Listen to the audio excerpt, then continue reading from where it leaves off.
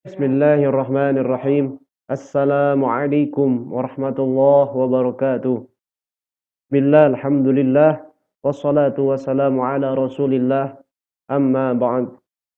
Perkenalkan, saya Yandi Aryana dari Universitas Sains Al-Quran, Prodi Ilmu Al-Quran dan Tafsir, Fakultas Syariah dan Hukum. Pada kesempatan kali ini, saya akan mempresentasikan salah satu tugas, yakni mempresentasikan proposal skripsi yang bertemakan konsep keadilan dalam Al-Quran, telaah kata al-adl dan al-qis dalam Al-Quran dalam konteks penafsiran Al-Munir. Baik, saya akan membacakan latar belakang alasan saya memilih judul ini. Al-Quran ialah sebagai teks atau nas yang terbatas, harus selalu didialogkan dengan perkembangan zaman dan problem sosial kemanusiaan yang dihadapi umat Islam sebagai konteks yang tak terbatas. Hal ini merupakan tuntutan dari pandangan bahwa Al-Quran selalu cocok dalam setiap waktu dan tempat. Kegiatan penafsiran terhadap Al-Quran tidak pernah dan tidak akan pernah berhenti sampai kapanpun. Hal ini terbukti dengan munculnya beragam karya tafsir, madzhab tafsir dengan ragam metode dan pendekatan yang beragam. Di dalam Al-Quran, ada banyak ayat suci yang membicarakan mengenai keadilan. Sebagai salah satu dari Asma'ul Husna, Allah dan perintah kepada Rasulullah untuk berbuat adil dalam menyikapi semua umat yang muslim maupun yang kafir. Begitu juga perintah untuk berbuat adil kepada masyarakat dalam segala urusan. Keadilan yang ditawarkan Islam tidak tertuju kepada golongan pemimpin saja, tetapi kepada semua lapisan masyarakat. Di dalam Al-Quran terdapat dua kata yang saling berdekatan, yakni ada kata al-adl, ada kata al-qis. Yang mana pada mayoritas terjemahan Al-Quran dan beberapa literatur kitab tafsir, kedua kata tersebut diartikan dengan satu kata atau satu arti, yakni adil. Dan makna adil di sini tidak hanya menempatkan sesuatu pada tempatnya, tapi ada beberapa makna lain yang apabila kita telisik dalam kamus-kamus Arab, kitab akhlak, dan dilihat dari sisi penggunaannya dalam Al-Quran, masing-masing kata tersebut memiliki signifikasi yang berbeda antara satu dengan yang lainnya. Dalam hal ini menimbulkan rumusan masalah. Pertanyaan. Yang pertama ialah apa pengertian al-adl dan al-qis dalam tinjauan Al-Quran.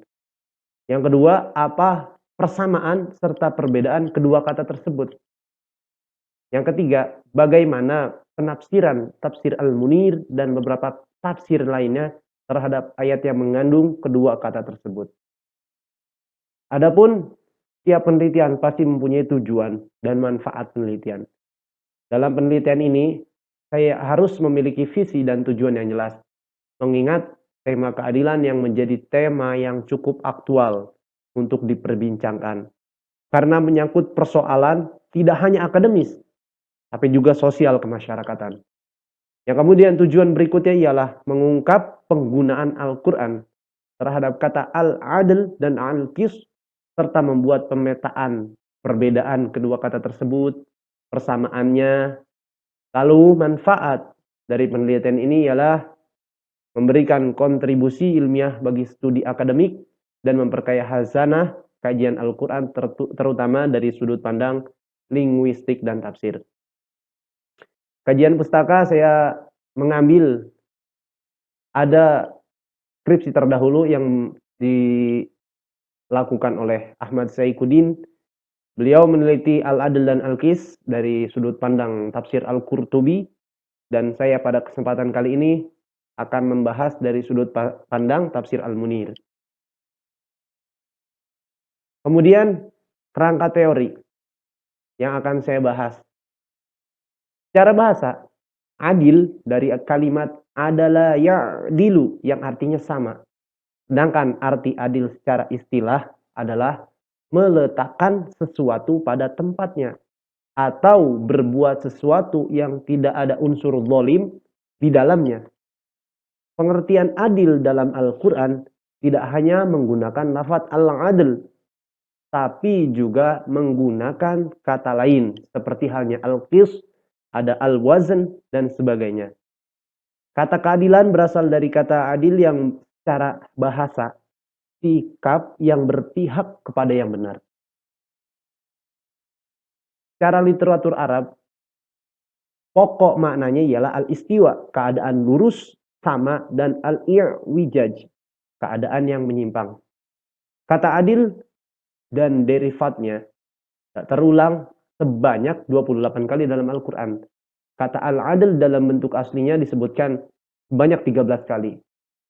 Yani pada surat Al-Baqarah ayat 48, 123 dan 228, ada surat An-Nisa, kemudian Al-Maidah, kemudian Al-An'am, kemudian An-Nahl, kemudian Al-Hujurat dan juga surah At-Thalaq. Kemudian pengertian al-qis secara bahasa artinya ialah bagian dalam kurung yang wajar dan patut. Ini tidak harus mengantarkan adanya persamaan. Bukankah bagian dapat saja diperoleh oleh satu pihak? Karena itu, kata al-qis lebih umum daripada kata al-adl. Dan karena itu pula, ketika Al-Quran menuntut seseorang untuk berlaku adil terhadap dirinya sendiri, kata al-qis itulah yang digunakannya. Term Al-Quran yang digunakan untuk menunjukkan makna adil adalah al-qis yang mulanya berarti an-nasib bil adl, yaitu pembagian secara adil. Di dalam Al-Quran kata al-qis terdapat 25 kali. Seperti kata qasata, aqsatu, al-muqsitun dan al-muqsitin. Adapun sedikit persamaan dan perbedaannya, lafaz al-adl dan al-qis secara global ketika diterjemahkan dalam bahasa Indonesia mempunyai arti sama, yaitu keadilan. Secara global, yang kedua, tujuan dari al-adl dan al-qis adalah sama dalam rangka menegakkan nilai kebenaran baik dalam bidang akidah, ibadah, moral, hukum, dan sosial. Kemudian perbedaannya apa? Makna al-adl lebih umum dan luas daripada kata al-qis. Yang kedua, makna al-adl itu berlaku adil secara menyeluruh. Kullun. Kalau al-qis berlaku adil sesuai dengan kewajaran dan kepatutan. Adapun pada penelitian ini, saya menggunakan metode penelitian. Yang pertama, jenis penelitian yang saya gunakan ialah penelitian kualitatif, yang didasarkan pada kualitas data yang telah diuraikan dan dianalisis secara sistematis.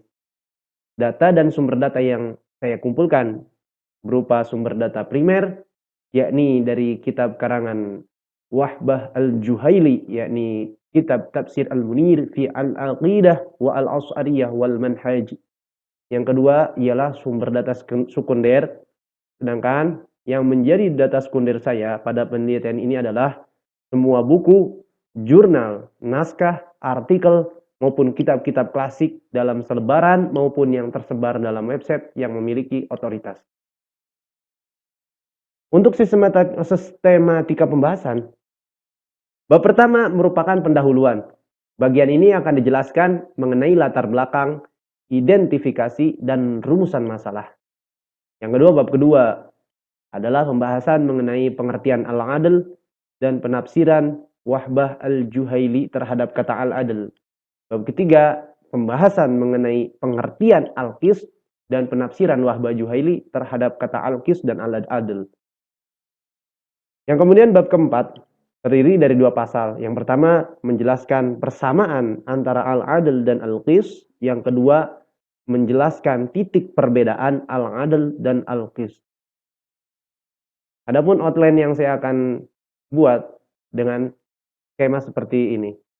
Yang pertama ialah adalah pendahuluan, kemudian latar belakang masalah, ada rumusan masalah, tujuan dan manfaat penelitian, kajian pustaka, kerangka teori, metode penelitian, sistematika pembahasan. Kemudian ada bab 2, yakni kajian teoritis tentang al-adl. Bab ketiga ada objek al-qis dalam Al-Quran. Dan yang keempat ialah term al-adl dan al-qis dalam Al-Quran. Mungkin ini saja yang saya dapat sampaikan, kurang lebihnya mohon maaf. Wallahul muwaffiq ila aqwamit thoriq. Wassalamualaikum warahmatullahi wabarakatuh.